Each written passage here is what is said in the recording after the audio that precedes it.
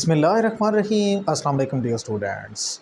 आज फिर हम आपकी खिदमत में हाज़िर हैं नए लेक्चर के साथ। आज के लेक्चर में हम डिस्कस करने वाले हैं क्वेश्चन नंबर 6 को।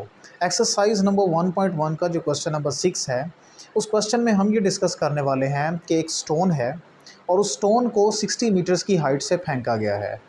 हमने कुछ चीज़ों का पता लगाना है और वो क्या है, हमने ये पता चलाना है कि आखिरकार 1 सेकंड गुज़रने के बाद उस स्टोन की हाइट कितनी रह जाएगी। फिर इसी तरह से कुछ और डाटा गिवन है जिसमें बताया गया है कि 1.5 सेकंड्स गुज़र चुके हैं, फिर बता दें उसकी हाइट कितनी होगी। और उसके अलावा 1.7 सेकंड्स जो है वो पास कर चुका है, उस वक़्त उसकी हाइट कितनी होगी। और इसी के बी पार्ट के अंदर जो है वो चीज़ पूछी गई है कि आप ये बता दें कि जब वो ज़मीन के साथ टकरा जाएगा तो उसको टोटल कितना टाइम लगेगा। तो आज इस लेक्चर के अंदर हम इन चीज़ों को डिस्कस करने वाले हैं जिसमें हमें हाइट को टाइम के लिहाज से फ़ंक्शन बनाया गया है और वो फ़ंक्शन क्या है।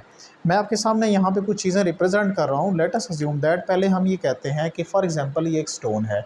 इस स्टोन को कितनी हाइट से, वो कहता है कि यहाँ पे जो हाइट है वो है एच ऑफ एक्स, यानी कि हाइट किसका फंक्शन है, टाइम का। एक्स यहाँ पे जो है वो टाइम है। कहता है कि एक्स जो है वो वक्त के लिहाज से हाइट जो है वो चेंज हो रही है और वो क्या फंक्शन गिवन है, वो आपके सामने फंक्शन लिखा हुआ है। फंक्शन है H of X is equals to 40 माइनस 10x square. Then you have to find the value of height when the time interval becomes equals to 1 seconds, after the time 1.5 seconds and after the time of 1.7 seconds। यानी कि वक्त गुज़रता जा रहा है और आपने इतने वक्त गुज़र जाने के बाद आपने बतानी है कि उसकी हाइट कितनी रह जाएगी। सबसे पहले इसको क्या है, कैसे हल किया जाएगा। जो फंक्शन आपको गिवन है आपने उसी फंक्शन को लिख लेना है। सोल्यूशन के अंदर सबसे पहले क्या आ जाएगा, आप यहाँ पे सबसे पहले फंक्शन एच ऑफ एक्स क्योंकि लिखा हुआ है तो बार बार मैं उसको रिप्रेजेंट यहाँ पे नहीं करूँगा। जस्ट मैंने क्या करना है, एक्स की जो वैल्यू गिवन होगी उसको डायरेक्टली मैं यहाँ पे पुट कर दूंगा। सेम हेयर जब लेफ़्ट साइड में पुट करेंगे तो आपको राइट साइड में भी पुट करना पड़ेगा। तो एच ऑफ एक्स है तो एक्स की जगह पे क्योंकि यहाँ पे 1 आया हुआ है तो हम यहाँ पे लिख लेंगे 1, which will becomes equals to, आगे है 40 माइनस 10 और उसके बाद है एक्स का स्केयर। इट मीन्स दैट 1 का स्केयर हो जाएगा। तो एच ऑफ 1 जो है वो मेरे पास आ जाएगा 40 माइनस और 10 एज इट इज़, क्योंकि 1 का स्केयर तो 1 होता है, 10 से मल्टीप्लाई होने के बाद 10 as it is, which will becomes equals to, यहाँ पे आ जाएगा 30 और ये आ जाएगी मीटर्स में क्योंकि हाइट को उसने मीटर्स में दिया है। उसके अलावा आफ्टर 1.5 सेकंड्स, 1.5 सेकंड्स के लिए भी दोबारा वही काम किया जाएगा। बी पार्ट को सॉल्व करने के लिए हम दोबारा लिखेंगे, लेकिन इस दफ़ा आ जाएगा एच ऑफ 1.5। क्यों? क्योंकि एच ऑफ एक्स गिवन है और एक्स की वैल्यू हमें पता है, तो हम डायरेक्ट क्या करेंगे, जो एक्स की वैल्यू गिवन होगी उसके अंदर पुट कर देंगे।